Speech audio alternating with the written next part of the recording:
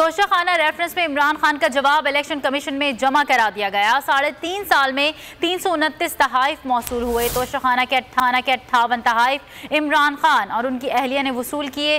30,000 से जायद मालियत के कुल 14 तहाइफ साबिक वज़ीर आज़म और उनकी अहलिया को मिले। इमरान खान का जवाब बैरिस्टर गौहर खान और बैरिस्टर अली जफ़र की तरफ से जमा करवाया गया है। तोशाखाना रेफरेंस के हवाले से आपको आगाह कर रहे हैं।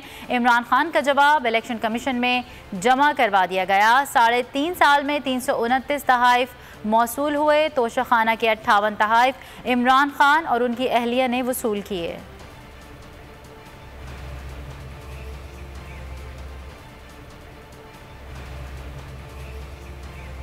सबसे ज्यादा व्यूज, सबसे ज्यादा रील्स और सबसे ज्यादा रेटिंग के साथ बोल अब भी नंबर 1 पोजीशन पर बरकरार। सब्सक्राइब करें और बेल दबाएं ताकि कोई खबर रह न जाए।